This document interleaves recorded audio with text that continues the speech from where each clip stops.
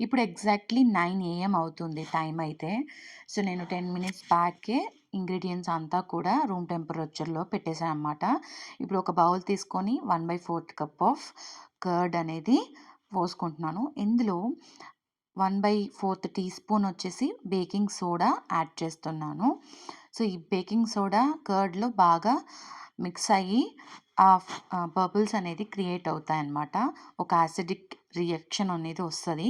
అదొచ్చేంత వరకి మనం మిక్స్ చేసి పక్కన పెట్టుకుందాం. నెక్స్ట్ ఇంకొక చిన్న బౌల్‌లో సీవర్ యాడ్ చేసుకొని, ఇక్కడ కప్‌లో హాఫ్ కప్‌కి, 1 కప్‌కి మధ్యలో ఒక లెవెల్ అనేది తీసుకోండి. ఆ మిడిల్ లెవెల్‌లో వరకి మనం ఫ్లోర్ వచ్చి వేసుకున్నట్లయితే 3/4 అయినట్టు.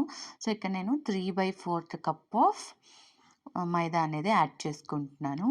సో, ఫ్లోర్ మీరు ఏ బ్రాండ్ అయినా యూజ్ చేయొచ్చు. అది మీ ఇష్టం.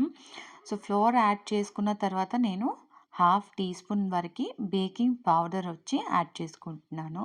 అండ్ దీని తర్వాత next 1/4 teaspoon cocoa powder add చేసుకుంటున్నాను. రెడ్ వెల్వెట్ అంటే కోకో పౌడర్ ఖచ్చితంగా ఉండాలి. చాలామంది స్కిప్ చేసి చేస్తుంటారు. అలా చేయడం వచ్చేసి అది రెడ్ వెల్వెట్ అవ్వదు, వెనిలా అవుతుంది. సో, కోకో పౌడర్ అనేది మీరు ఖచ్చితంగా కొంచెమైనా సరే యాడ్ చేసుకోండి. ఇప్పుడు వీటన్నిటిని కూడా మనము జల్లించుకొని ఆ మిక్స్‌ని బాగా కలుపుకుందాం. సో దట్ అన్ని ఇంగ్రీడియెంట్స్, డ్రై ఇంగ్రీడియెంట్స్ బాగా మిక్స్ అవుతాయి. ఇప్పుడు ఈ డ్రై మిక్చర్‌ని పక్కన పెట్టేసుకుందాము. ఇప్పుడు మనము కావాల్సిన వస్తువులన్నీ అంటే షుగర్, ఆయిల్ ఇవంతా కూడా రెడీగా పెట్టుకుందాం. సో దట్ మనం మిక్స్ చేసుకున్నప్పుడు టైం సేవ్ అవుతుంది దీనివల్ల. డైరెక్ట్‌గా ఒక్కొక్కటి తీసి పెట్టుకోవడం కన్నా అన్నీ ఇంగ్రీడియెంట్స్ తీసి పక్కన పెట్టుకొని తర్వాత చేస్తే మీకు టైం అనేది సేవ్ అవుతుందనమాట. అండ్ దీంతో పాటు నేను కేక్ టిన్ కూడా ముందుగానే ఇలాగా పేపర్ కట్ చేసి పెట్టేసుకుంటున్నాను. అండ్ మనకి ఇందులో కొత్తగా ఏం యాడ్ అవుతుందంటే ఇక్కడ నేను 1/4 కప్ ఆఫ్ మిల్క్ అనేది తీసుకుంటున్నాను. ఆ మిల్క్‌లో ఒక హాఫ్ టీ స్పూన్ వరకి వెనిగర్ అయితే యాడ్ చేసుకోండి. ఈ వెనిగర్ యాడ్ చేయడం వల్ల ఏమవుతుందంటే మిల్క్ వచ్చేసి బటర్ మిల్క్ లాగా తయారవుతుంది. మీ దగ్గర వెనిగర్ లేకపోతే మీరు బటర్ మిల్క్ అయినా ఈ ప్లేస్‌లోకి తీసుకోవచ్చు. ఇప్పుడు మనం ఫస్ట్ కలిపి పెట్టుకున్నాం కదా! కర్డ్‌లో హాఫ్ కప్ పౌడర్డ్ షుగర్ అనేది యాడ్ చేసుకున్నాను. అండ్ హాఫ్ టీ స్పూన్ వచ్చేసి వెనిలా ఎసెన్స్ కూడా యాడ్ చేసుకున్నాను. దీంతో పాటే మనము జెల్ ఫుడ్ కలర్ అనేది రెడ్ వెల్వెట్ కాబట్టి రెడ్ ఫుడ్ కలర్ ఇందులో ఒక డ్రాప్ యాడ్ చేసుకొని ఈ షుగర్ బాగా మెల్ట్ అవ్వాలి. అంతవరకు మనం ఒక 2 మినిట్స్ బలూన్ విస్కర్ యూజ్ చేసి మిక్స్ చేసుకుందాము. లాస్ట్ వీడియోలో కొంతమంది ఎగ్లెస్ కేక్స్ మనము బలూన్ విస్కర్‌లో చేయమని చెప్పారు మీరు. మీరు హ్యాండ్ మిక్సర్ యూజ్ చేయొచ్చా అని అడుగున్నారు. అది మీ ఇష్టం అండి. హ్యాండ్ మిక్సర్ యూజ్ చేసిన ప్రాబ్లమ్ అయితే ఏమి ఉండదు. వన్స్ మీరు లిక్విడ్స్ అన్నీ కలిపేంత వరకే ప్రాబ్లమ్ ఉండదు. బట్ పర్టిక్యులర్‌గా మీరు డ్రై ఇంగ్రీడియెంట్స్ మిక్స్ చేసేటప్పుడు మాత్రం బలూన్ విస్కర్ లేదా స్పాచులాని యూజ్ చేయండి. ఓకేనా?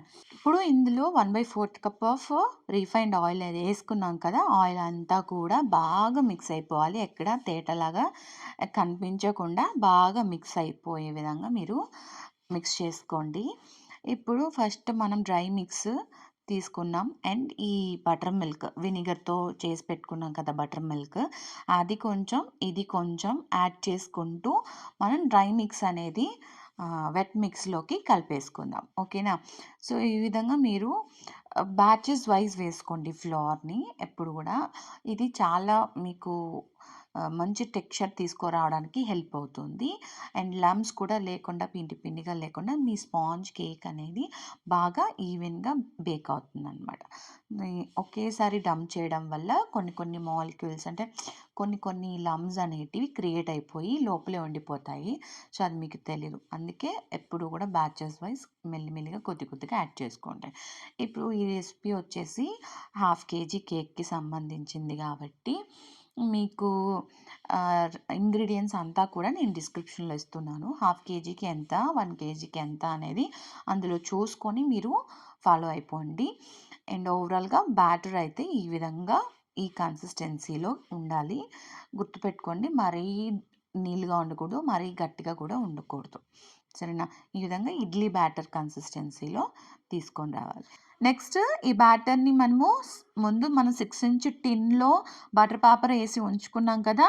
ఆ టిన్‌లో ఈ బ్యాటర్‌ని పోసుకొని ఒక 2 టైమ్స్ ట్యాప్ చేసుకొని పైన అల్యూమినియం ఫాయిల్‌తో కవర్ చేసుకొని ఓవెన్‌లో అయితే నేను హాఫ్ అన్ అవర్ 180 డిగ్రీస్‌తో బేక్ చేసుకున్నాను. మీకు స్టవ్ ఉన్నా, ఓవెన్ ఉన్నా ఇందులో ఎలా బేక్ చేయాలని ఆల్రెడీ వీడియో పోస్ట్ చేస్తున్నాం కదా! పైన మెన్షన్ చేస్తున్నాను. చూసి బేక్ చేసుకోండి. సో, స్పాంజ్ బేక్ అయ్యేలోగా మనము sugar syrup and whipping cream ఇవన్నీ కూడా ప్రిపేర్ చేసి రెడీగా ఉంచుకుందాము. ఎలా చేయాలో మనం ఆల్రెడీ ప్రీవియస్ క్లాస్‌లో చెప్పున్నాము. తెలియని వాళ్ళు ఎవరైనా ఉంటే ఈ పైన ఇస్తున్నాను. వెళ్లి చూసి తెలుసుకోండి. అండ్ దెన్ అవి చేసిన తర్వాత నేను టాపర్ కోసము ఇలా ఫోటో ఒకటి కావాలన్నారు. సో, నేను కలర్ ప్రింట్ ఒకటి తీసుకొని ఇలా థిక్ షీట్ మీద పేపర్ గమ్ ప్లేస్ చేసి అంటించేసుకున్నా అనమాట. ఇక్కడ నేనున్నది టౌన్, సిటీ అయితే కాదు. అందుకని నాకు ఎడిబుల్ ప్రింట్ షీట్ అయితే నాకు దొరకలేదు. ఉన్నవాళ్ళు కూడా ఇవ్వనని చెప్పేశారు. సో, వేరే ఆప్షన్ లేక నేను ఈ కలర్ ప్రింట్ అయితే తీసుకొని ఇలా చేస్తున్నా అనమాట. మీ దగ్గర ఉంటే గనక మీరు ప్రింట్స్ తీసుకొని ఎడిబుల్ వేలో వెళ్ళండి. ఓకేనా? అండ్ దెన్ నెక్స్ట్ వచ్చేసి ఇప్పుడు స్పాంజ్ అయితే చక్కగా బేక్ అయిపోయింది. ఈ స్పాంజ్‌ని నేను 2 లేయర్స్ కింద కట్ చేసుకుంటున్నాను. పర్ఫెక్ట్‌గా లేయర్స్ ఎలా కట్ చేయాలో వీడియోస్ చెప్పున్నాను ఇంతకుముందు క్లాస్‌లో. సో, అందులో చూసి నేర్చుకోండి బాగా. సో, ఈ విధంగా పర్ఫెక్ట్‌గా 2 లేయర్స్ కట్ చేసుకున్నాను. బోర్డ్ మీద కొంచెం క్రీమ్ అప్లై చేసి దీని మీద నేను బాటమ్ లేయర్ అయితే ప్లేస్ చేసుకుంటున్నాను. మనం ఇప్పుడు దీన్ని సర్కిల్‌గా ఉండేదాన్ని హార్ట్ షేప్‌లో కన్వర్ట్ చేయబోతున్నాం కాబట్టి ఒక ఎడ్జ్ స్పేస్ ఉండేటట్టు, ఒక ఎడ్జ్ తక్కువ స్పేస్ ఉండేటట్టు పెట్టుకోవాలనమాట. తర్వాత నెక్స్ట్ వచ్చేసి ఇందులో షుగర్ సిరప్ అనేది వేసుకుంటాము. టాప్ సైడ్ ఈ విధంగా ఓవరాల్ ఏరియా అంతా కూడా వెట్ అయ్యేలాగా వేసుకోండి. ఎక్కువ అవసరం లేదు. తర్వాత క్రీమ్ అనేది అప్లై చేసుకుందాము.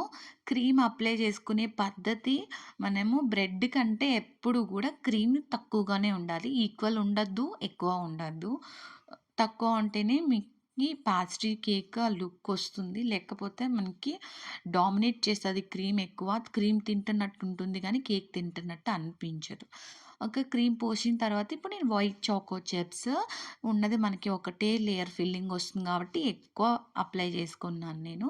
దీనికి పైన milk made or condense milk ఏదైనా మీరు అప్లై చేయొచ్చు. తర్వాత టాప్ సైడ్ ట్రిమ్ చేసాం కదా! దాన్ని రివర్స్ చేసి ఇప్పుడు ఇలా సెంటర్‌లో పెట్టాలి. పెట్టిన తర్వాత ఒకసారి చూసుకోండి ఓవరాల్ సెంటర్‌లో ఉందా లేదా అని.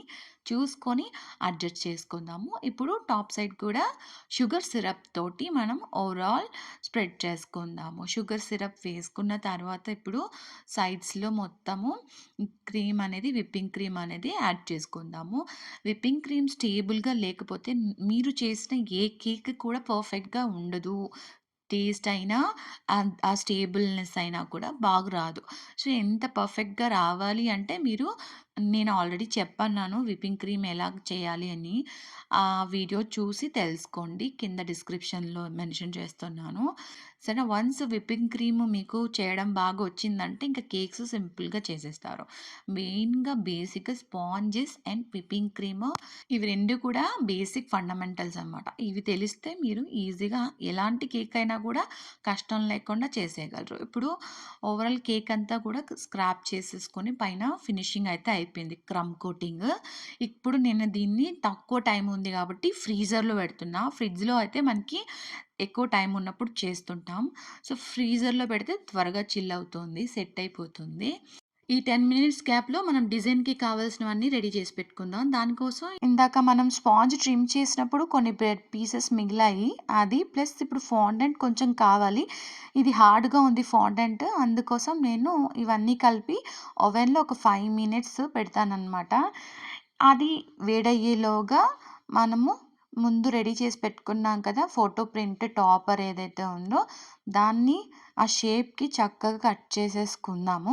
కట్ చేసుకున్న దాన్ని ఫ్లాట్‌గా ఉంచడం కోసం ఒక బుక్‌లో వెయిట్ కింద అయితే పెడతాననమాట. ఇప్పుడు ఫాండెంట్ అయితే వేడిగా ఉంది. కొంచెం వేడైన తర్వాత ఎప్పుడైనా మీకు క్లైమేట్ బట్టి హార్డ్ అయిందంటే ఫాండెంట్ గట్టిగా అయినట్లయితే మీరు ఈ విధంగా ఓవెన్‌లో పెట్టి ఒక 5 నిమిషాలు 90 డిగ్రీ సెల్సియస్‌లో ఓవెన్‌లో పెట్టి బయటికి తీసి మీరు ఇలాగా స్ట్రెచ్ చేస్తూ ఉంటే దాని ఒరిజినల్ కండిషన్‌లోకి వచ్చేస్తుందనమాట.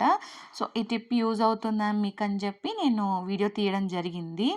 సో, నేమ్ ప్లేట్ కోసం ఒక కోట్ రాయమని చెప్పారు. ఆ కోట్ రాయడానికి ఎంతైతే సరిపోతుందో మనం ఆ షేప్‌లో కట్ చేసి పెట్టుకున్నాను ఫాండెంట్‌ని. ఫస్ట్ ఫాండెంట్ మీద ఎప్పుడైనా వర్డింగ్స్ రాసేటప్పుడు వాటర్ తోటి రాసుకోవాలి. సో దట్ మిస్టేక్స్ ఏమన్నా ఉంటే మనము ప్లేస్ అటు ఇటు రెక్టిఫై చేసుకోగలము. ఆ తర్వాత నెక్స్ట్ నేను ఫుడ్ కలర్ తోటి ఇలాగ లెటరింగ్స్ అనేది దాని మీదే రాసేసుకుంటాననమాట. ఈ వీడియోలో ఏమైనా కొత్త విషయం తెలుసుకున్నట్లయితే లైక్ చేయండి.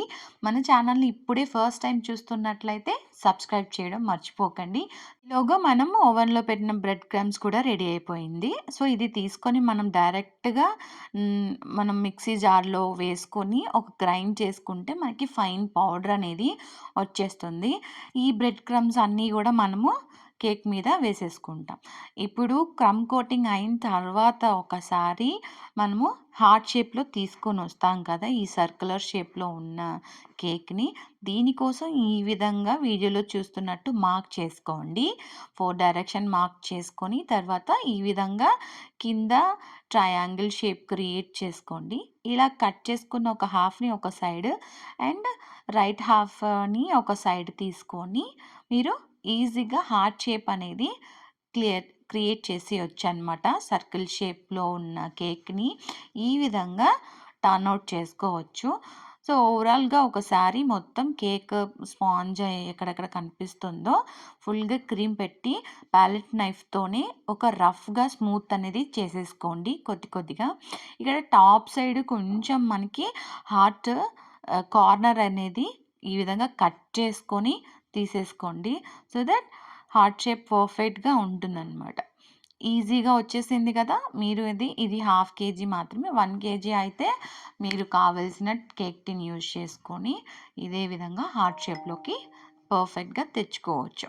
సో, క్రమ్ కోటింగ్ అయిపోయిన తర్వాత మనం ఒక్కసారి ఇలా ఫ్రిడ్జ్‌లో పెట్టి తీసుకున్న తర్వాత షేప్ క్రియేట్ చేసుకోవడం మంచిది. ఏ షేప్ అయినా సరే మీరు ఇలానే ట్రై చేయండి.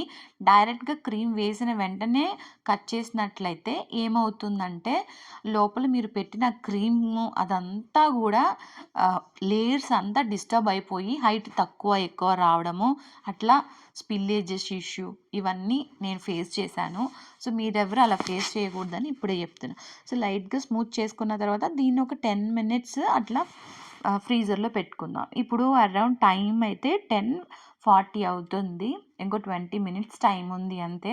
సో, 5 మినిట్స్ తర్వాత దాన్ని గూడా తీసుకొని ఎక్కడెక్కడ మనకి క్రీమ్ అవసరం అవుతుందో అలాగా ర్యాండమ్‌గా నేను పాలెట్ నైఫ్ తోటి మొత్తం క్రీమ్ అనేది అప్లై చేసిన తర్వాత చూడండి స్క్రాపర్ ఈ విధంగా చేసుకోండి.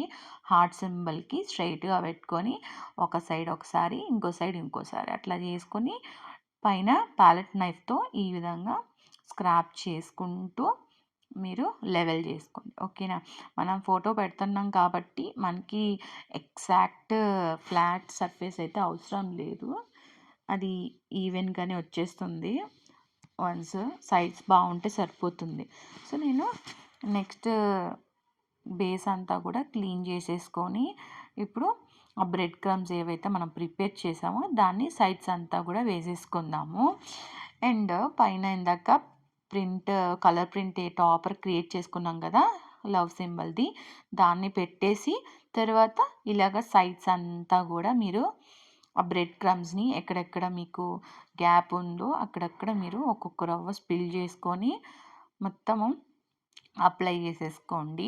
ఎప్పుడు మీరు నాన్ ఎడిబుల్ టాపర్స్ పెట్టి కేక్స్ ఏమైనా చేస్తున్నట్లయితే ముందుగా కస్టమర్‌కి చెప్పి అర్థమయ్యేలాగా కేక్స్ కట్ చేయకముందే ఇవి తీసేసి మీరు కట్ చేసి తినండి. ఇది తినేది కాదు అని క్లియర్ ఎక్స్‌ప్లనేషన్ ఇవ్వడం మంచిది. బేసిక్‌గా రెడ్ కలర్‌లోనే ఉండాలి కేక్ అన్నారు. ఫుడ్ కలర్స్ అంత మంచిది కాదు కాబట్టి నేను ఇలాగా బ్రెడ్ క్రమ్స్ తోటి వాళ్ళకి మొత్తం రెడ్ కేక్ నింపిచ్చేసాననమాట.